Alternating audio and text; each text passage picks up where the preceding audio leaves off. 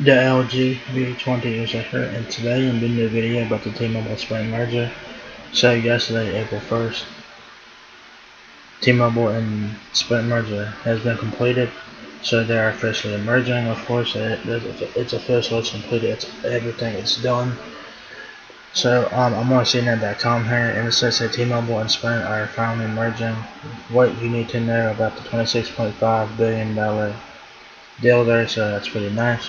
So that now the merger is complete and everything else. Um, yeah, so it says here's how the deal came together and what it means for you. So this is very important. Check this out below. There should be a link down below if you guys want to check it out. So now the new T-Mobile is officially here, of course. So that's what the new name is, new T-Mobile. So that's pretty cool. You know. So it says here after nearly 2 years of waiting to close the $26.5 million merger, T-Mobile and Sprint have crossed the finish line and completed its quest to combine the third and fourth largest national wireless carriers. So this merger started back in 2018. I think April 29th, 2018. That's when this merger talk started to happen.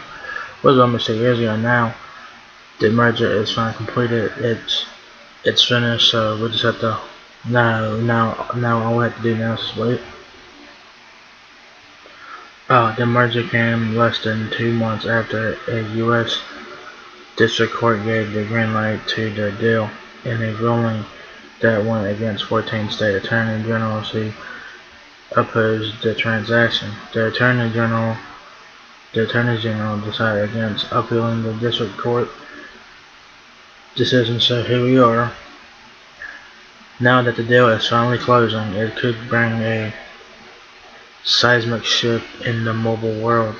T-Mobile and Sprint combined asset could jumpstart their 5G ambitions, placing the industry further into the next generation technology. They have also said that they will lock in consumer prices for at least 3 years. As part of all the wrangling, this network will become the fourth national carrier, giving customers a new alternative. So now you guys will still have 4 carriers in the United States, like it always has been for a long time now. So they're still, but that's honestly they're going to have they obviously have to have 4 carriers to compete with each other. Obviously, competition is a key in this thing. So you guys will now have AT&T, Verizon, new T-Mobile, and Dish Network as 4 major U.S. carriers now. So that'd be pretty interesting.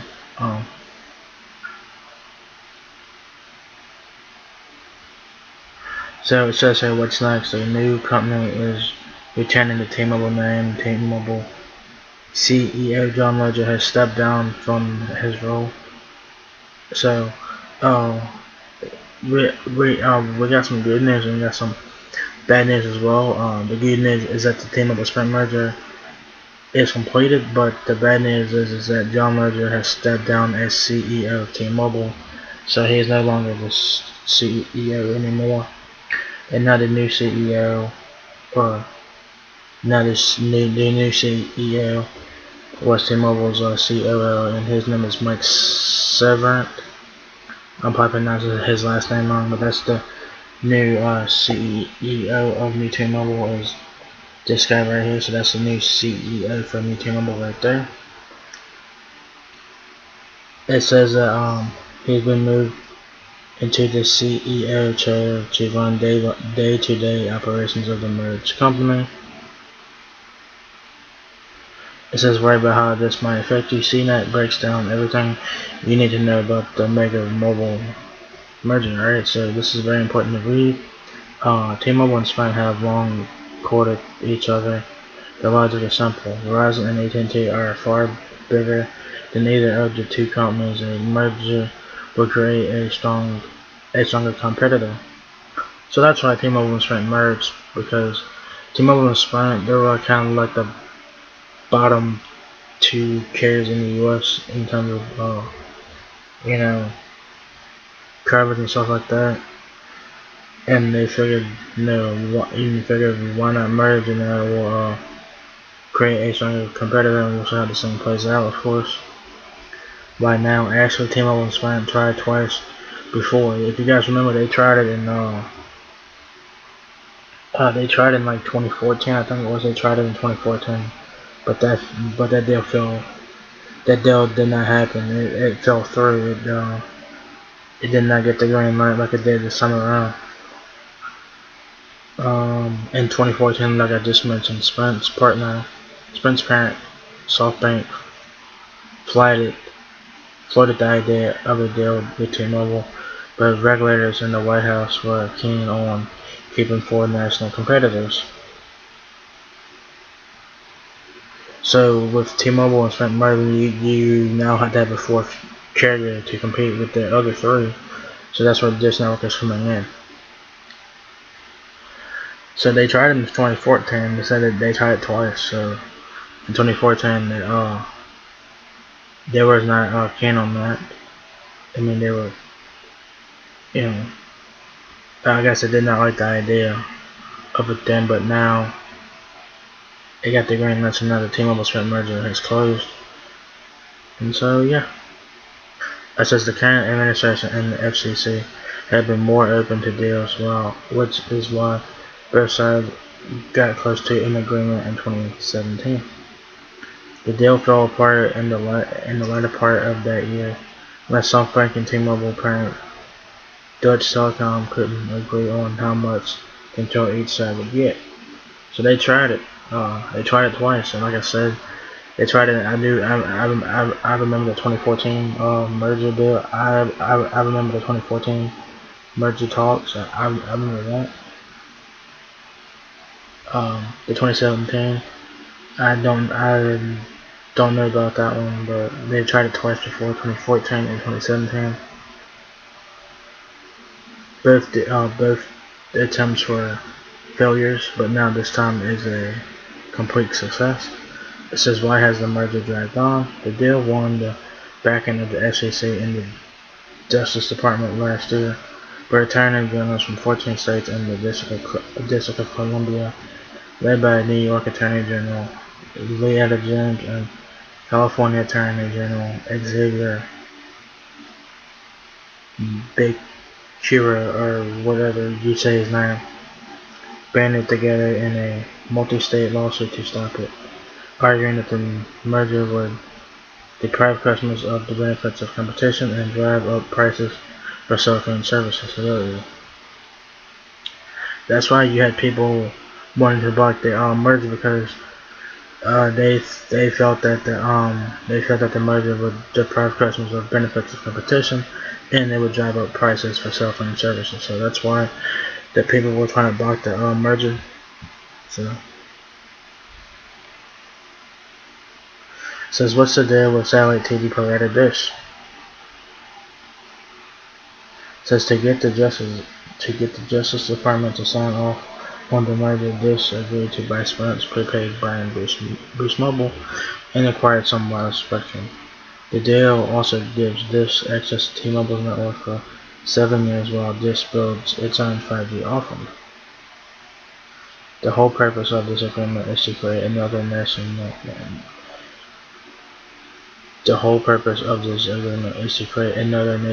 carrier that could compete with the new T-Mobile as well as with Verizon and AT&T.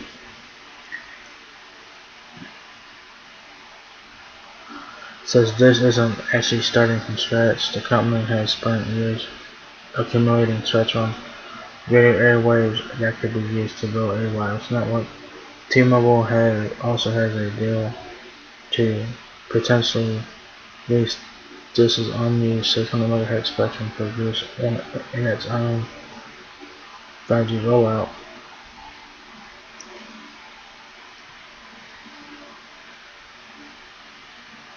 So why would Dish want to strike a deal with T-Mobile? While Dish already owns billions of dollars worth of its own spectrum, the company has yet to build its own wireless network. Some have accused the company of hoarding valuable wire spectrum. Prior to the announcement of the deal, Dish hadn't made a major announcement about the plans for its spectrum. Prior to this deal, Dish had until March 2020, which has already passed. It's April 2nd, 2020 now, to utilize the airwaves or risk losing its licenses. But as part of the new agreement, the company gets an extension to June 2023, by which time it pledges to have a 5G network of its own that will cover 70% of the US population. So we will see about that. Purchasing the diverse prepaid businesses, getting additional airwaves and adding the ability to begin offering service on the T-Mobile network while it built its own will make it easier and more cost effective for Dish to finally become a wireless competitor. So Dish will be a new fourth carrier. Yes, it will. Though it's unclear what the service will look like beyond utilizing Sprint's prepaid business and retail stores. So we don't know what the new Dish will look like, because they obviously failed as a satellite TV provider. I don't even think they even have satellite TV service anymore. I think they did some nuts. And Dish is trying to get into the cell phone game here, so I don't think that Dish even has the satellite service anymore. I don't think. Under the deal, Dish will pay $1.4 billion for the prepaid businesses and $3.6 million for the 800 MHz spectrum, which is coveted because it has great range and can go through walls even if it can't carry super high speeds. Dish already has spectrum holdings in the 600 MHz and 700 MHz bands, as well as some mid-band holdings that will allow for greater speeds, though it doesn't have the same amount of range. Here's a quote from Dish CEO Charlie Ergen, and he says, quote, "Taken together, these opportunities will set the stage for our entry as the nation's fourth facility." Let me read it again. Charlie Ergen says, quote, "Taken together, these opportunities will set the stage for our entry as the nation's fourth facility-based wireless competitor and accelerate our work to launch the country's first standalone 5G broadband network." End quote. The T-Mobile CEO John Legere has called this a credible competitor. Many critics has doubts about Dish's commitment given its past reluctance to build out its own network. What has T-Mobile promised the FCC it will do? In May 2019, T-Mobile negotiated a deal with the FCC that promised 5G coverage to nearly all of the U.S. It included build-out requirements to ensure 5G deployment in rural communities. It promised to offer wireless home broadband that could substitute for a wired line, and the divestiture of Boost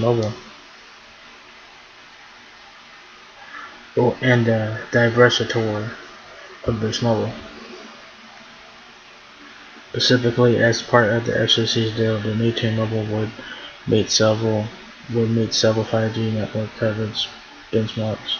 For instance, within 3 years, the company will provide 5G service to 97% of the US population, and within 6 years, 99%, which is pretty good.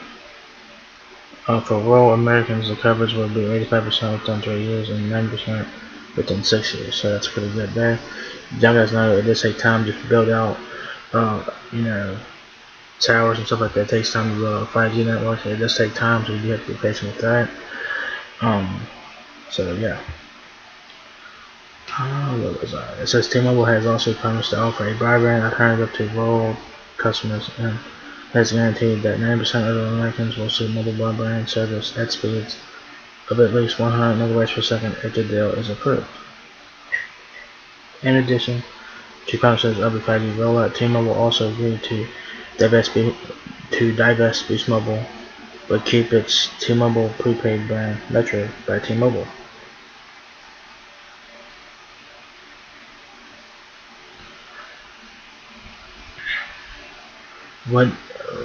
What's it all mean for me? That's the $26 billion question. Actually, $26.5 billion question now. T-Mobile and Sprint promised a combined network that would deliver better service at lower prices. They argued that their combined scale would help them build out a faster and more efficient network, but consumer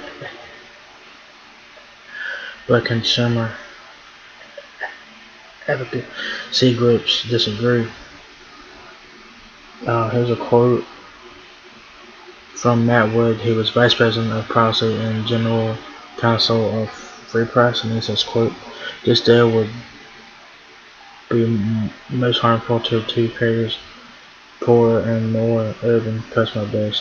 People paying dearly for this combination as a yet another failure by our own nation's antitrust enforcers."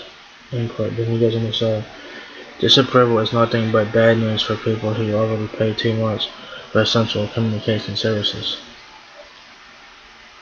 Well, so prices could go up. That's what the Democrats on the FCC who voted against the approve. That's what the Democrats on the FCC who voted against approving the merger have argued in her statement following the FCC's official vote. Jessica Rosenworcel, a Democrat, argued that overwhelming evidence demonstrates that T-Mobile Sprint merger will reduce competition, raise prices, and lower quality, and slow innovation. Here's a quote from Jessica Rosenworcel. She says, quote, "We've all seen what happens when markets become more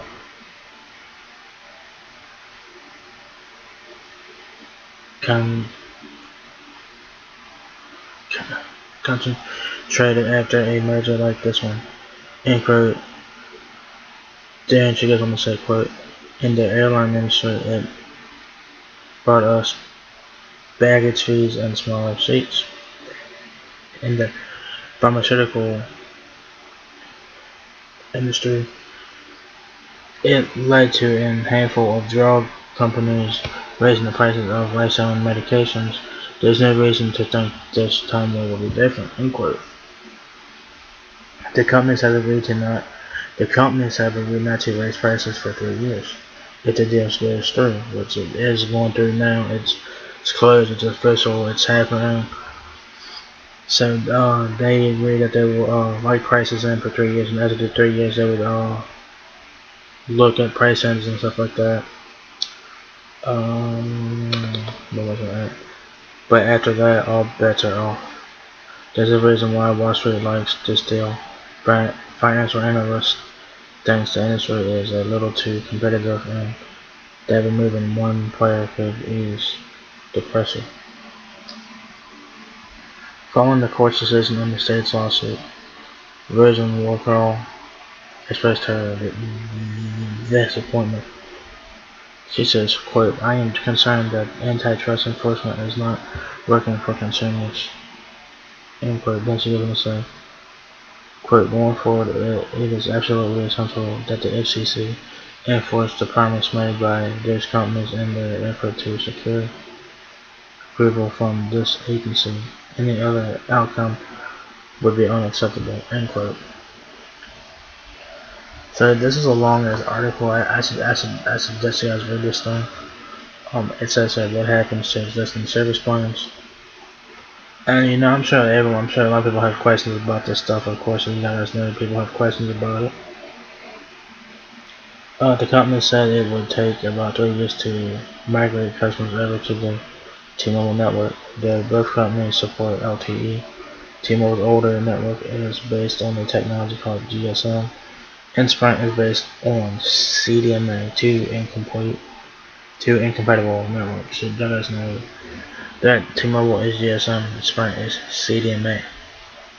Fortunately, popular phones like some Samsung models and the iPhone on Sprint can run on T-Mobile. The new 5G enabled phones are also supported. The new 5G enabled phones are also supported by both networks.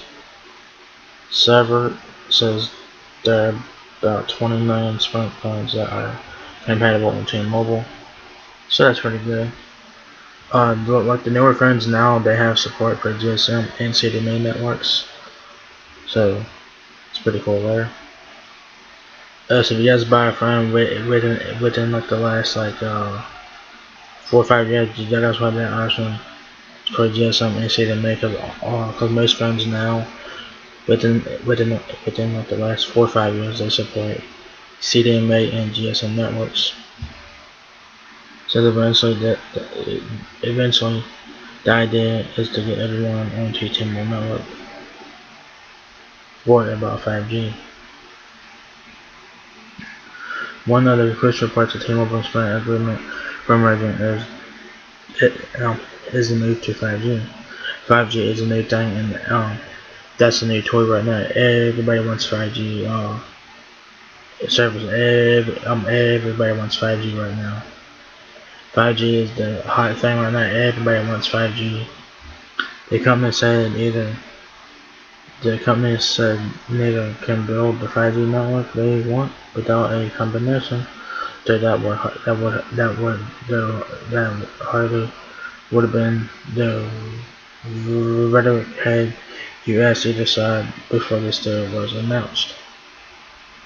The case of 5G leadership is tailor-made for the White House, which killed a proposed takeover of Qualcomm's by Singapore-based Broadcom because it threatened the U.S. position in regards to next generation wireless technology.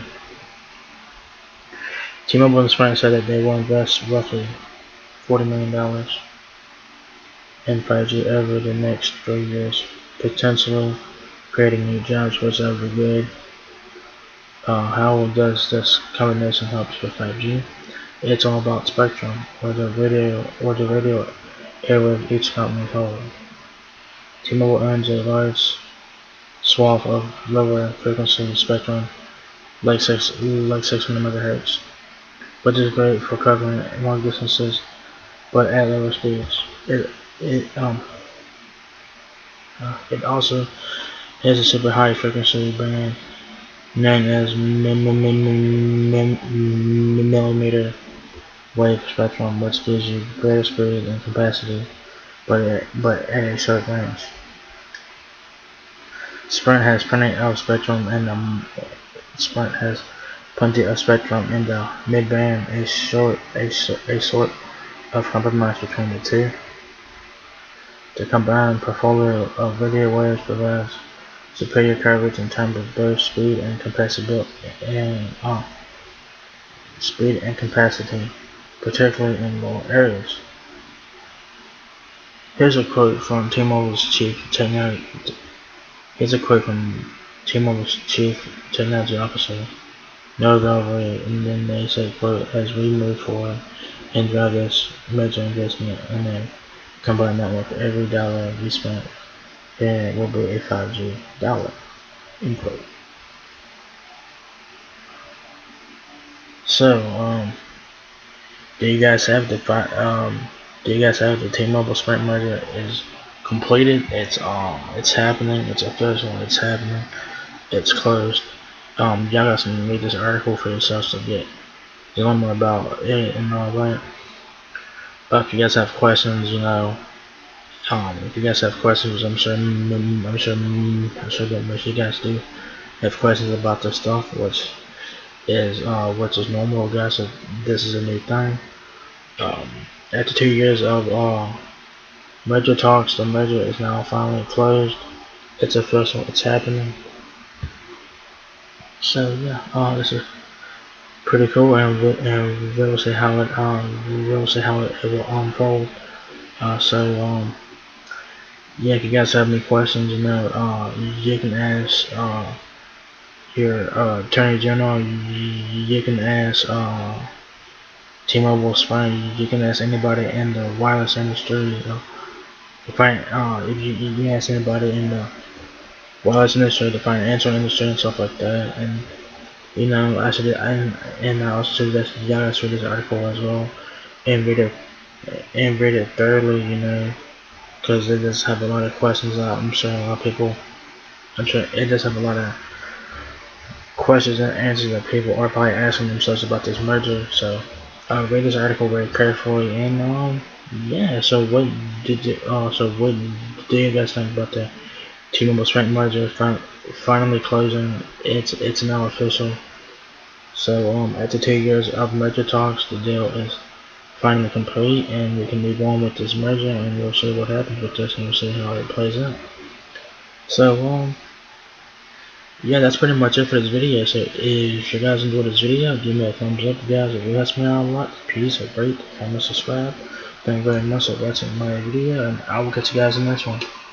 Peace out.